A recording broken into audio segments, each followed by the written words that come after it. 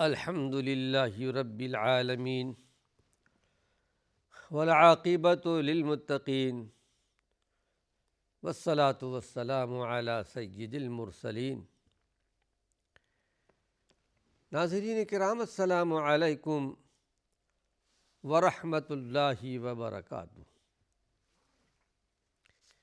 ایمانی صفات کا عنوان لے کر آپ کی خدمت میں حاضر ہوں۔ ایمانی صفات کے تعلق سے اخلاقی زندگی کا ایک اہم پہلو شرم و حیا ہے، اور شرم و حیا کی کیا کیفیت ہے، حقیقی شرم و حیا کیا ہے، اس کا ذکر خیر کیا جا رہا تھا پچھلے درس میں کہ اللہ کے پیارے پیغمبر نے ارشاد فرمایا کہ اللہ سے حیا کرو جیسا کہ حیا کرنے کا حق ہے۔ صحابہ نے کہا ہم نے تو اللہ سے حیا کرتے ہیں۔ فرمایا ایسا نہیں ہے۔ اللہ سے حیا کا حقیقت میں حیا کرنا یہ ہے کہ اپنے سر کی حفاظت کرو، اور جو سر کے اندر ہے،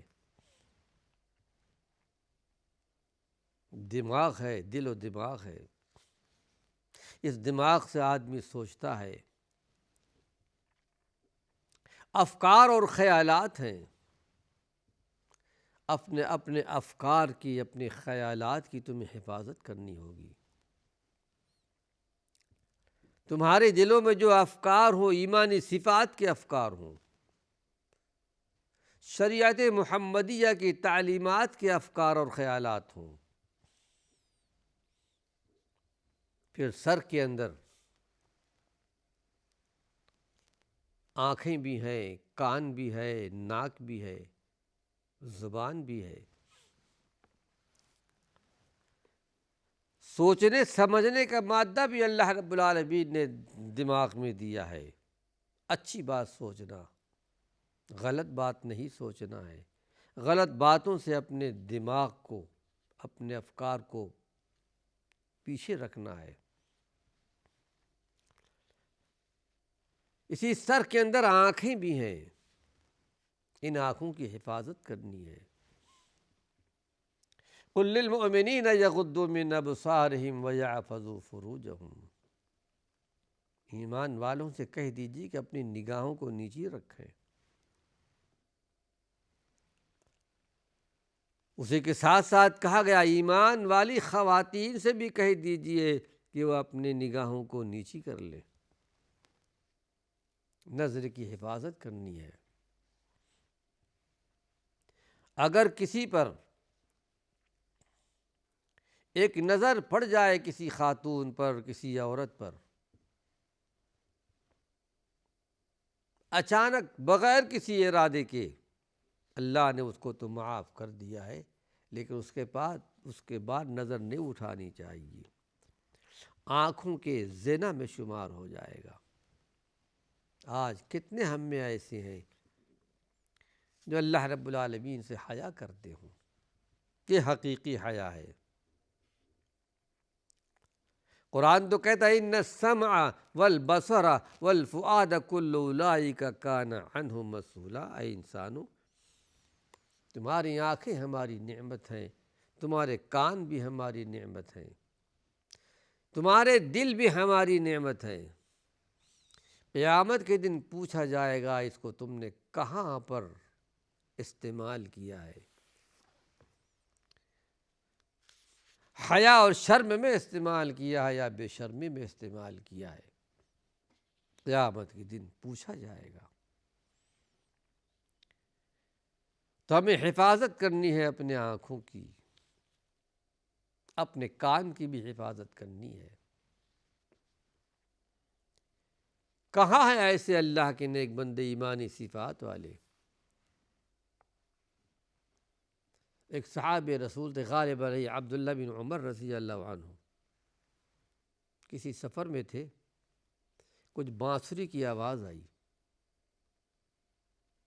یہ حدیث ہے، اللہ کے پیارے پیغمبر کے ساتھیوں کا، صحابہ کا عمل ہے۔ حیا اور شرم کے کس مقام پر وہ تھے، اور حیا اور شرم کے کس مقام پر آج ہم ہیں۔ بانسری کی آواز آئی، نے کانوں میں انگلیاں ڈال لی۔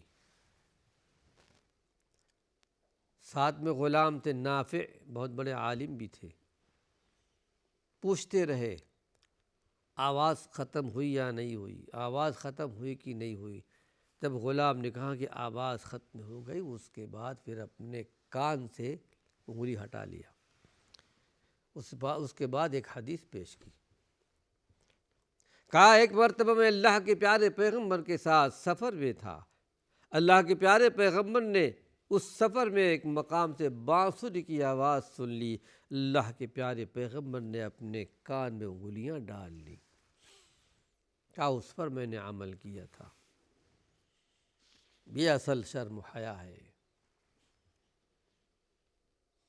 کہاں وہ شرم و حیا صحابہ کے زمانے میں، کہاں آج ہمارے اور آپ کے زمانے میں۔ الامان والحفیظ۔ پھر یہ کہ زبان بھی ہمارے سر کے اندر ہے۔ صحابہ اپنے زبان کی حفاظت کیا کرتے تھے۔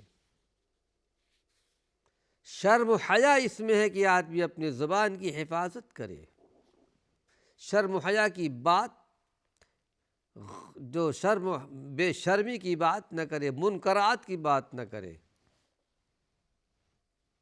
بل قیامت کے دن نہ معلوم کتنے اللہ کے بندے صرف زبان کی وجہ سے جہنم میں گھسیٹ کر ڈالے جائیں گے۔ معاذ بن جبل رضی اللہ عنہ کے سوال پر اللہ کے نبی نے یہ جواب دیا تھا۔ سوال کیا تھا کیا زبان کی وجہ سے لوگ پکڑے جائیں گے؟ کہ یقیناً پکڑے جائیں گے، بلکہ منہ کے بل گھسیٹ کر جہنم میں ڈالے جائیں گے۔ تو اللہ کے پیارے پیغمبر نے یہ فرمایا، لیکن آپ کا یہ پیغام، آپ کی یہ دعوت صرف صحابہ تک، انصار و مہاجرین تک یہ محفوظ نہیں تھا، محدود نہیں تھا۔ آپ کا یہ پیغام قیامت تک کے لیے، ہر فرد بشر کے لیے، ہر زبان، ہر دور کے لیے، کہ اپنے سر کی حفاظت کی جائے، زبان کی حفاظت ہو، کان کی حفاظت ہو، ناک کی حفاظت ہو، آنکھ کی حفاظت ہو۔ پھر آپ نے فرمایا اللہ سے حقیقی حیا کرنے کا مقصد یہ ہے، حقیقی حیا یہ ہے کہ آدمی اپنے پیٹ کی حفاظت کرے، پیٹ میں جو اس کے بھرا ہوا ہے، اس کے پیٹ میں حلال کا مال گیا ہے یا حرام کا مال گیا ہے۔ اللہ رب العالمین نے تو انبیاء علیہم السلام کی طرف وحی فرمائی تھی، یا ایھا الرسل، اے رسولو، کلوا من الطیبات وعملوا صالحا، اچھی پاکیزہ چیز کھاؤ، اچھے عمل کرو۔ اور اللہ کے نبی نے ارشاد فرمایا، جس چیز کا حکم اللہ نے ایمان والوں کو، میرے امت کو دیا ہے، اسی کا حکم اللہ نے انبیاء علیہ السلام کو دیا تھا۔ پھر آپ نے ارشاد فرمایا، اگر کوئی آدمی حج بیت اللہ کے لیے نکلتا ہے، حرام مال لے کر نکلتا ہے، حرام مال سے نکلتا ہے، احرام باندھتا ہے، لبیک پکارتا ہے، لبیک اللہم لبیک، اللہ میں حاضر ہوں، جواب ملتا لا لبیک ولا سعدیک، تمہارا لبیک کرنا ہمیں منظور نہیں ہے، یہاں تک کہ پورا حج کرتا ہے، اور پھر بیت اللہ پہنچ کر کے بڑی لمبی لمبی دعائیں بھی کرتا ہے، اللہ میری تو یہ دعا سن لے، میری یہ دعا سن لے، جواب ملتا ہے کیسے تیری دعا قبول ہوگی؟ تیرا کھانا بھی حرام، تیرا پینا بھی حرام۔ اللہ رب العالمین قبول نہیں فرماتا۔ آدمی اپنے پیٹ کی بھی حفاظت کرے، جو اپنے پیٹ کی حفاظت کرے گا حقیقت میں وہ اللہ کے ساتھ حقیقی معنوں میں حیا اور شرم کرتا ہے. یہ حیا ہے. پھر آپ نے فرمایا کہ وَتَذْكُرُ الْمَوْتَ وَالْبَلَى. حقیقی حیا اللہ سے یہ ہے کہ تم موت کو یاد کرتے رہو، اپنے سڑنے گلنے کو مت بھولو. جو موت کو یاد کرتا رہے گا، اپنی موت کو یاد کر لے گا، قبر والی زندگی کو یاد کر لے گا، سڑنے گلنے والی اس جثے کو یاد کر لے گا. آج میں چلتا پھر رہا ہوں، کھا لیتا ہوں، پی لیتا ہوں، لیکن ایک ایسا وقت ایسا بھی آئے گا جبکہ زمین کے اندر ہماری ہڈیاں بھی ختم ہو جائیں گی. گوشت پوشت الگ ہے، ہڈیاں بھی ختم ہو جائیں گی، ہمارا نام و نشان بھی نہیں ہوگا. حقیقی معنوں میں موت کو یاد کرو اور اپنے سڑنے گلنے کو مت بھولو. تو یہ کیا چیز ہے؟ آپ نے ارشاد فرمایا تھا اذکروا ذکر حازم اللذات الموت، لذتوں کو توڑ دینے والی موت کو یاد کرتے رہو. موت کو یاد کرے گا یقیناً اللہ سے حیا اور شرم کرے گا، برائیوں سے بچے گا، بے حیائیوں سے بچے گا، اللہ کی عبادت میں سبقت کرے گا، آگے بڑھے گا. یہ حیا ہے. اپنی موت کو بھولتا نہیں ہے. ایک مرتبہ صحابہ سے کہا ہے جس طرح لوہے پر زنگ لگتا ہے اسی طرح دلوں پر بھی زنگ لگتا ہے. صحابہ نے کہا اللہ کے رسول، لوہے پر زنگ لگے اس کا علاج کا پتہ ہے ہمیں، لیکن اگر دلوں پر زنگ لگ جائے تو اس کو کس طرح ازالہ کیا جا سکتا ہے، کس طرح ختم کیا جا سکتا ہے؟ 2 نسخہ اللہ کے نبی نے بیان فرمایا تھا.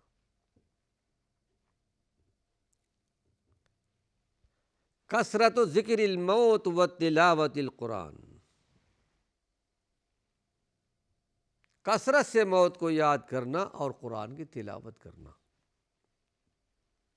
قرآن کی تلاوت کرے، ساتھ ساتھ ترجمہ پڑھ لے، تفسیر پڑھ لے، قرآن کیا کہتا ہے، اللہ ہم سے کیا کہنا چاہتا ہے. 2 نسخہ اللہ کے نبی نے بیان فرمایا. کثرت سے قرآن کی تلاوت بھی ہو. اور صحابہ میں سے کسی نے کہا تھا یا تابعین میں سے کہ اگر کوئی آدمی روزانہ ایک جز ایک پارہ نہیں پڑھتا تو گویا کہ اس نے قرآن کو چھوڑ دیا ہے. کم سے کم ایک جز تو قرآن پڑھ لینی چاہیے. ایک جز ایک پارہ، مہینے میں ایک قرآن ختم ہو جائے گا، کم از کم اتنا تو ہونا چاہیے. یہ ایمانی صفات میں شامل ہے. پھر یہ ہے کہ اللہ کے پیارے پیغمبر نے تو ارشاد فرمایا عقل مند کون ہے، بے وقوف کون ہے؟ الکیس من دان نفسہ. آپ نے ارشاد فرمایا کہ دنیا کا سب سے بڑا ہوشیار چالاک تو وہ ہے جو اپنے آپ کو، اپنی زندگی کو دین کے تابع کر دیتا ہے، شریعت محمدیہ کے تابع کر دیتا ہے. وَعَمِلَ لِمَا بَعْدَ الْمَوْتِ، اور مرنے کے بعد والی زندگی کے لیے عمل کرتا ہے. حقیقت میں اللہ سے حقیقی حیا اور شرم کرنا ہے. جس کی زندگی اللہ کے لیے گزرتی ہو. والعاجز، دنیا کا سب سے بڑا بے وقوف کون ہے؟ من اتبع نفسہ ہواہا، جو اپنے نفسانی خواہشات کی پیروی کرتا ہے، جو دل چاہتا ہے کرتا ہے، جو من چاہتا ہے کرتا ہے. رب چاہی زندگی نہیں گزارتا، یہ اللہ سے حیا نہیں کرتا، اس کو اللہ سے شرم نہیں ہے۔ وہ تمنا علی اللہ، اور اللہ پر تمنا کرتا ہے کہ اللہ تو بڑا غفور الرحیم ہے، عمل ندارت ہے، عمل کا نام و نشان نہیں ہے۔ ایسے آدمی گویا اپنے آپ کو، اپنے نفس کو دھوکہ دینے والے۔ اللہ کے پیارے پیغمبر نے ارشاد فرمایا کہ اصل شرم حیا اللہ سے یہ ہے کہ موت کو یاد کرے، اپنے سڑنے گلنے کو نہ بھولے۔ ومن اراد الآخرۃ ترک زینت الدنیا، جو آخرت کا ارادہ کرتا ہو دنیا کی زینت کو چھوڑ دیتا ہو۔ دنیا کی زینت کو چھوڑ دینے سے مراد یہ نہیں کہ اچھی سے اچھی چیز آدمی استعمال نہ کرے، اللہ نے دیا ہے تو استعمال کرے۔ اللہ رب العالمین نے سلیمان علیہ السلام کو بہت بڑا حاکم بادشاہ بنایا تھا، دعا فرمائی تھی کہ اللہ تم مجھے ایسی حکومت دے کہ میرے بعد ایسی حکومت کسی کو نہ ملے، جن پر، شیاطین پر، چرند و پرند پر ان کی حکومت تھی۔ اور اللہ رب العالمین نے ان کو دنیا کی زینت بھی دی تھی۔ گھر پر نیچے زجاج کا، کانچ کا، شیشے کا فرش تھا، جیسا کہ قرآن سے ثابت ہے۔ ملکہ بلقیس جب آئی تھیں، اپنے کپڑے کو تھوڑا اٹھا لیا تھا، دیکھا کہ یہاں تو پانی ہے لیکن زجاج تھا، شیشہ تھا۔ کہا کپڑے کو نیچے کیجئے، یہ زجاج ہے، پانی نہیں ہے۔ یہ دولت اللہ نے ان کو دیا تھا، لیکن بیجا اسراف نہ ہو۔ اللہ نے دیا ہے تو آدمی استعمال کر سکتا ہے، غلط راستوں میں خرچ نہ کرے۔ وآثر الحیات الدنیا، آخرت کو وہ ترجیح دے دنیاوی زندگی کے مقابلے میں۔ فمن فعل ذلک، حقیقت میں جو ایسا کرتا ہے، جو چیزیں بیان کی گئی ہیں، حقیقتاً وہ اللہ سے حقیقی معنوں میں حیا کرتا ہے۔ ناظرین کرام، وقت ختم ہو چکا ہے، اللہ نے چاہا کچھ اور مفید باتیں اپنے آئندہ درس میں پیش کروں گا۔ وآخر دعوانا ان الحمد للہ رب العالمین۔